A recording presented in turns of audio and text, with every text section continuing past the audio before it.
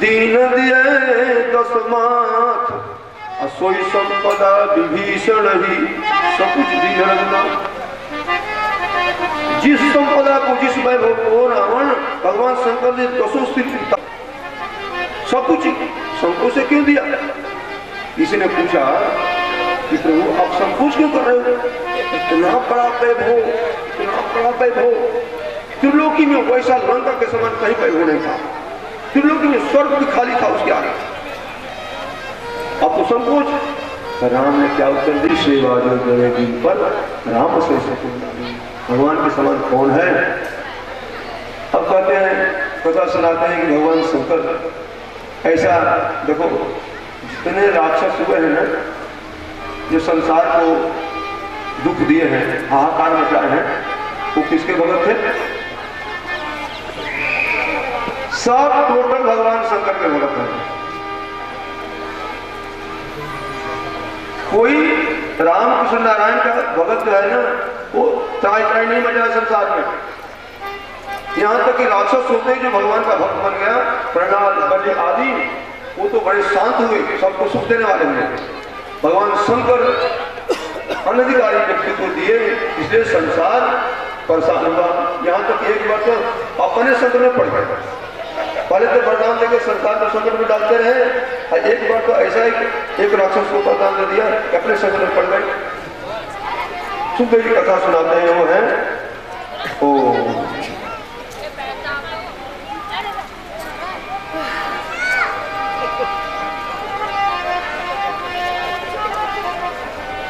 ब्रिकासुर।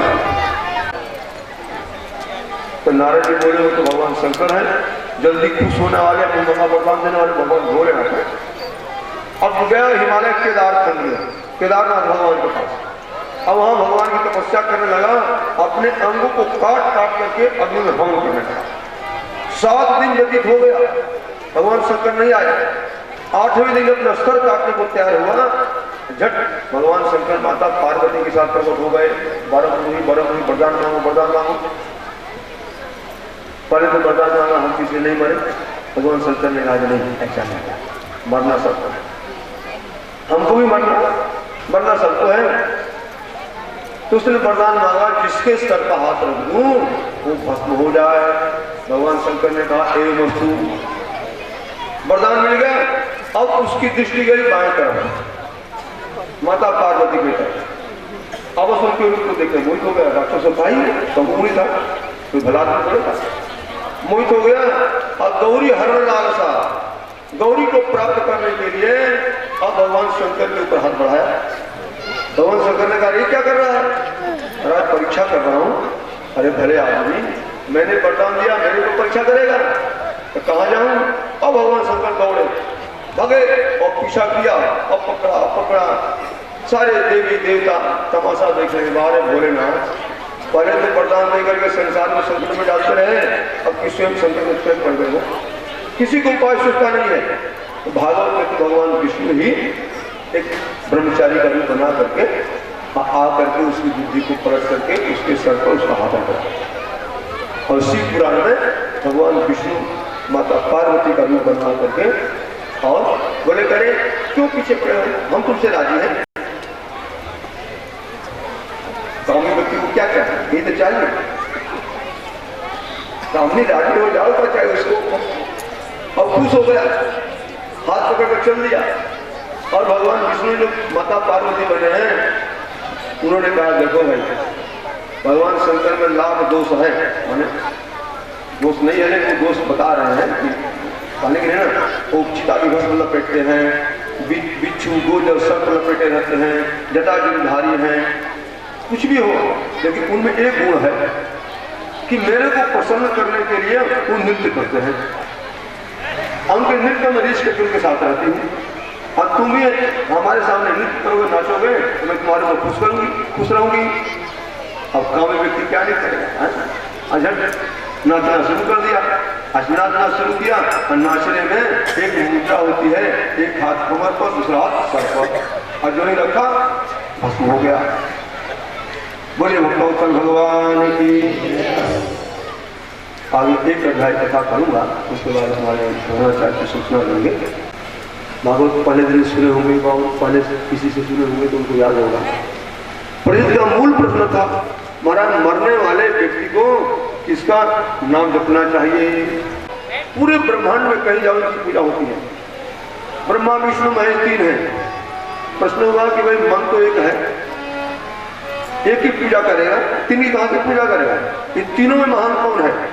कोई निर्णय नहीं कर पाता। कोई तो शंकर जी कहता है, कोई विष्णु कहता है, कोई ब्रह्मा कहता है। एक राजनीति जब बनी, अतः हुआ कि भृगु जी जाकर परीक्षा लें और जो निर्णय सुना है वही सबको मान्य होगा। भृगु जी वहां से परीक्षा लेने गए हैं। पहले तो ब्रह्मलोक ब्रह्मा के पास गए हैं, ब्रह्मा के मानस पुत्र है भृगु जी, और परीक्षा लेने गए इसलिए प्रणाम नहीं किया है और ब्रह्मा को रोष आ गया, मन में रोष आया, अरे मेरा बेटा है। अब आप कुछ बोले नहीं, गुस्से में कुछ बोले नहीं। अब भृगु समझ गए तुम प्रणाम करना चाहते हो, करना नहीं चाहते हो, तुम्हारे में जो जो गुण है तुम सबसे श्रेष्ठ नहीं हो सकते हो। वहां से वापस गए, कैलाश पहुंचे, भगवान शंकर बड़े खुश हुए, आओ आओ आओ, बहुत दिन को आया हो, आओ कुछ सत्संग होगा। ये सत्संग करने थोड़े गए थे, ये तो परीक्षा लेने गए थे ना। अब परीक्षा तो कठिन होती है। भगवान शंकर दोनों भुजा उठा करके आओ आओ गले से लगाने के तैयार थे। हटो हटो, अरे मैं पवित्र ब्राह्मण, तुम श्मशान में रहने वाला, चिता की बस में लपेटने वाला, मुंडों की माला पहनने वाला, मेरे को छूना नहीं। अब ऐसा कहा जब तब तो भगवान शंकर त्रिशूल उठा लिए, अरे मैं तो कितना लाड करके इसको सम्मान दे रहा हूँ, आई छूटे छूटे चक्कर पड़ा हुआ भी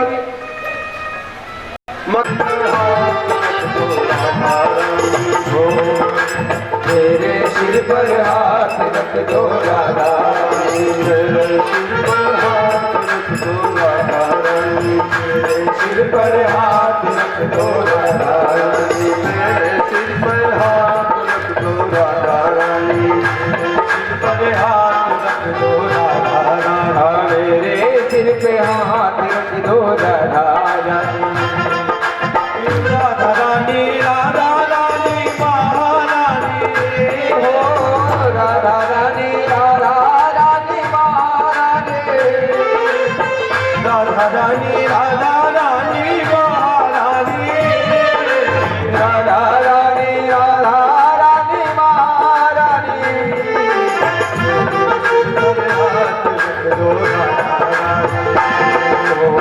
मेरे सिर पर हाथ रख दो राधा रानी, मेरे सिर पर हाथ रख दो राधा रानी, अरे मेरे सिर पर हाथ रख दो राधा रानी। अभी 10वें का एक अध्याय है, चर्चा होगी। अब हमारे प्रधानाचार्य श्री गोविंद दीक्षित आप लोगों को सूचना देंगे और उसके बाद चर्चा होगी। और यदि कथा विराम होगी जिसकी छुट्टी नहीं मिलेगा, क्योंकि जल्दी कुछ समय फिर देर हो जाएगी, घर जाने को देर हो जाएगी।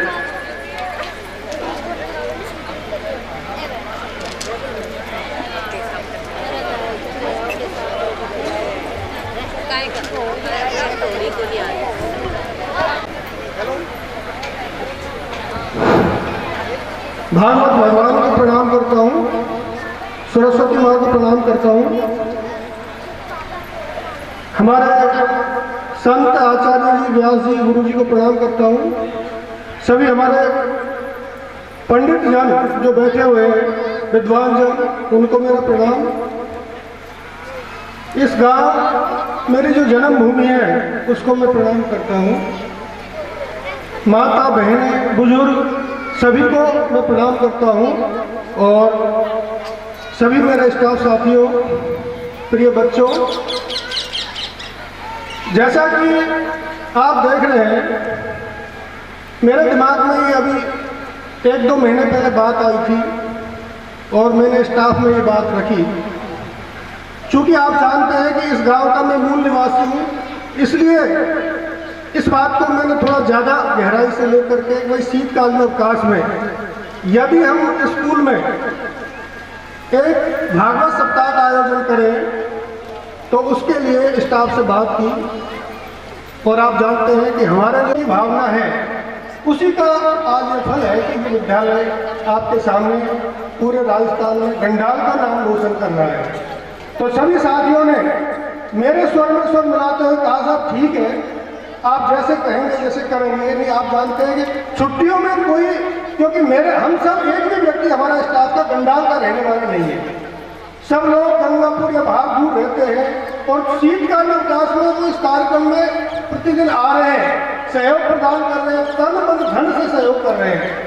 ये एक बहुत बड़ी बात है। सबसे पहले मैं हमारे सभी स्टाफ के जो साथी हैं उनको बधाई देना चाहता हूँ कि उसने इस कार्यक्रम को आज हमारा कथा का पूर्ण होगा और कल भंडारा होगा।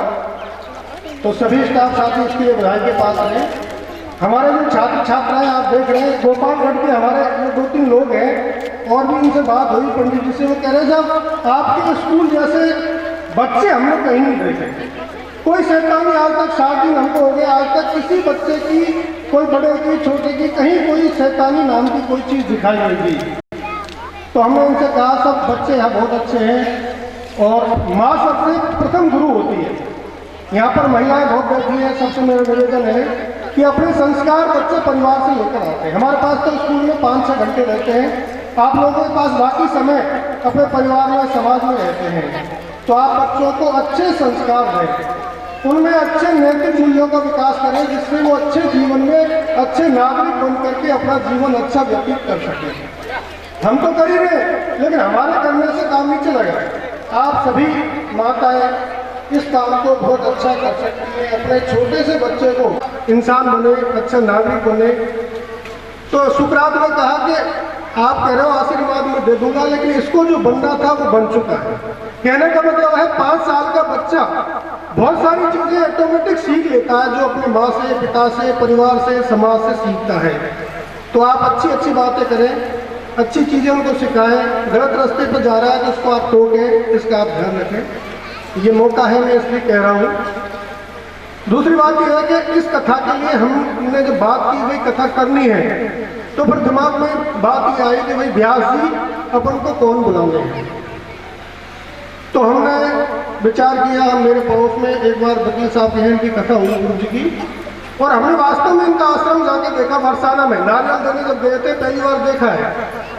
गुरुजी से मेरी कोई पहले मुलाकात नहीं थी, केवल फोन से बात हुई थी नंबर लेकर के। लेकिन जो हमने इनका आश्रम देखा, वहाँ की स्थिति देखी तो हम बहुत खुश हुए कि ऐसे संत पुरुष जिनका आश्रम चल रहा है, भंडारे चल रहे हैं, वहाँ ऐसी भक्ति भावना, राधा रानी के मंदिर के पास इनका आश्रम। हमको ये लगा वास्तव में ये तो कुछ भी बोलेंगे ना, संत के मुँह से जो भी बात यदि हमारे संत पहुँच जाएंगे, इनके चरण भी घंटाल में आएंगे, तो ये बहुत बड़ी बात है। और बाकी ये जो कुछ कहेंगे वो बहुत बड़ी बात।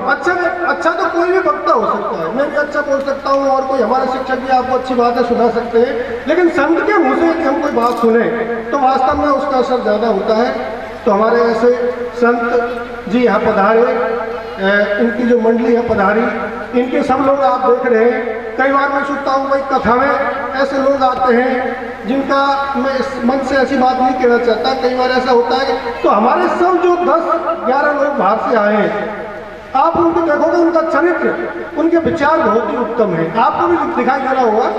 तो मुझे ये बहुत अच्छा लगा कि उनकी टीम पूरी बहुत अच्छी है। गुरुजी से मैं निवेदन करता हूं कि आप यहाँ 7 दिन रहे, क्योंकि ये स्कूल है, व्यवस्थाएं हमने अच्छी करने की कोशिश की, लेकिन फिर भी हमारा मकसद पैसा व्यवस्थाओं में खर्च नहीं करके और कथा सुनाने का था। तो फिर भी आपसे मैं करवट प्रार्थना करता हूँ स्टाफ की तरफ से, कोई कमी यदि हमसे रही है तो आप उसको भूल जाएं, क्योंकि कमी तो रहेगी निश्चित रूप से। हम जानते हैं गाँव में व्यवस्थाएँ बहुत कम है यहाँ स्कूल में, तो आप उसको ध्यान नहीं दें। बाकी गुरुजी से मेरी बात होती है, वो कह रहे साहब गंडाल जैसी कथा मेरी कुछ कथाएं हुई है जैसी गंडाल में कथा हुई है। यहाँ के श्रोता, यहाँ के माता बहनें जो सुनने वाले आते हैं वो भी बहुत अच्छे ढंग से सुनते हैं। छोटे बच्चे को जरूर डिस्टर्बेंस होता है, वो कोई खास बात नहीं है, वो हर जगह होता है। बाकी यहाँ जो सुनने वाले श्रोता हैं वास्तव में बहुत ही अच्छे हैं। उन्होंने बड़े ध्यान से यहाँ पर 7 दिन तक कथा सुनी, वो सभी बधाई के पात्र हैं। गुरुजी की तरफ से मैं कह देता हूँ, ये बात गुरुजी कहेंगे, वो अपनी तरफ से कहेंगे। और गांव वालों ने भी, जैसे मैं बता रहा था कि भाई पहले हमारा विचार था, लेकिन हमारी बिना कोई प्रेरणा दी हम नहीं चाहते थे। हमने कह दिया भाई हमको गाँव का सहयोग यदि मिलता है कुछ तो ठीक है। फिर भी लोगों ने इसमें सहयोग प्रदान किया। तो सबने, किसी ने धन से किया, किसी ने मन से किया, किसी ने तन से किया। पूरा गांव का, हमारे गांव के आसपास के सभी लोगों का इसमें पूरा कोंगली, सराय, कुटड़ा से भी यहाँ बच्चे आते हैं, उनके अभिभावक भी सुनने आए। तो सभी ने बहुत अच्छा हमें सहयोग किया, बहुत अच्छी बात है। गिरिराज PTI जी का जैसे अच्छा सहयोग रहा, रामजी लाल जी सिकरवार, जबकि वो यहाँ भी नहीं आ सकते, मतलब बाहर बैठ के सुनते हैं। तो लेकिन सब लोगों ने अच्छा सहयोग किया। कल उन जो सहयोग किया उनका हमें ये बात आई थी, हम नाम नहीं बोलना चाह रहे थे सहयोग करने वालों को, लेकिन हम सोच रहे थे कई बार गलत फहमियाँ हो जाती है। तो स्टाफ के अलावा जिन लोगों ने जो भी थोड़ा बहुत दिया उसका नाम हमने यहाँ से बोल दिया। ठीक रहा, आप लोगों को भी पता होना चाहिए। और कुछ लोगों ने आज दिया है, उनका हम ही अभी थोड़ी देर में नाम बोल देंगे।